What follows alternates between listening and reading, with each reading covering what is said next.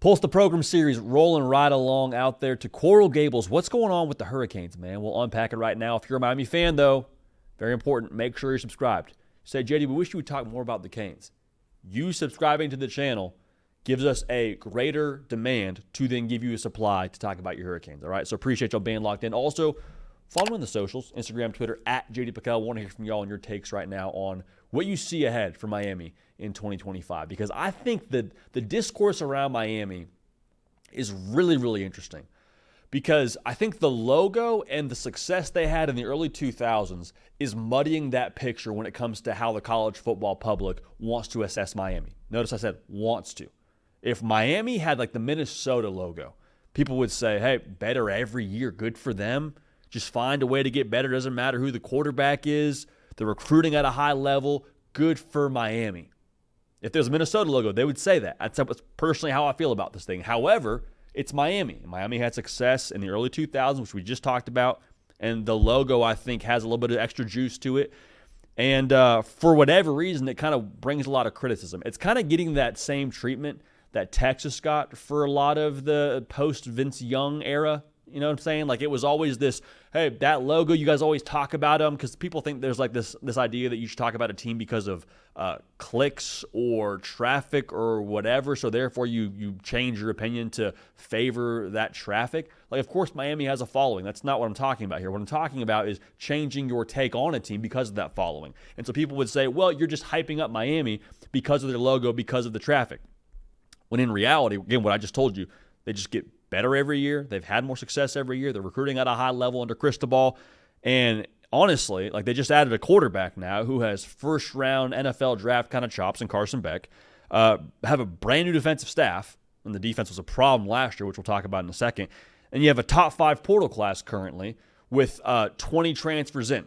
All right? So from what I can gather, Miami, and having optimism around the football team in 2025, there's a lot of reason to believe that they can be a playoff team here this upcoming season. Now, we'll do our playoff predictions here in the future, so I'm not 100% sure where I'm going to put Miami in the college football playoff picture, but they're definitely in that discussion to be considered for the 12-team playoff, and we talk about your preseason picks. And people will, I think, be very quick to say, well, JD, why do you think that? They had their best quarterback in school history, arguably, from a single-season perspective in Cam Ward last year, and still couldn't get it done. What makes you think they can go compete for the ACC in 2025 if they couldn't get it done with Cam Ward there? The bet that I'm making, if I'm saying that Miami is a college football playoff team or an ACC title contender, isn't that Carson Beck is better than Cam Ward, because I don't think that's going to happen. The bet that I'm making is that I think Carson Beck is going to be really good, much like he was even last year at Georgia and the year before, where he was better than he was in 2024 and 2023. It was all SEC. The bet is that he's really good, and then that the defense isn't giving up 27 a game and situationally horrific. Like, Miami played generously 3/4 of football a game last year in 110 ball games.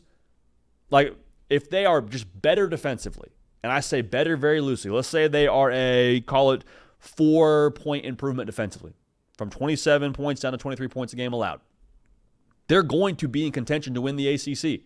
And that's not a crazy thing to say. In fact, right now, I have a hard time not putting Miami in the ACC title game, just how I feel about it. So when we talk about Miami, there's this narrative, there's this thought of, like, Miami, you had your shot, your window's closed, Carson Beck's cooked, you lost all your talent on the perimeter. Like, I don't think that's the case. I don't think Miami's at a spot now where they have to pass the sticks.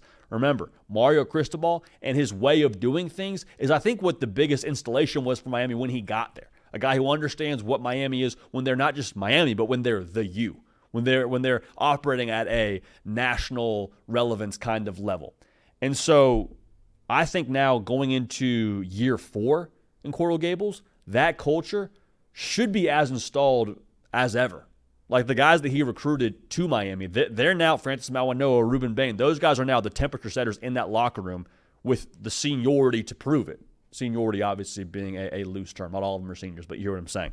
And I think that when your culture is installed, that I think is really where Miami can be a team that becomes a force to be reckoned with in the college football landscape. So I'm not calling my shot they're a playoff team during this segment. I'm just saying if you think Miami's passing the sticks and they're not going to be relevant in the college football world, I think that you're leaning a little bit towards this idea that the logo's let you down. Logo hasn't let you down. Miami's gotten better every single year. It's a matter of can they be better on defense, and can Carson Beck just play Carson Beck level of football he's capable of playing. That's how I feel about it. So let me know your thoughts in the comment section below. How many games you got Miami winning in 2025? And more specifically, do you have Miami as a college football playoff team / ACC champion? Caden Smith on the ones and twos for myself, JD PicKell. We appreciate y'all. We love y'all. We will keep this party rolling. We will see y'all next time.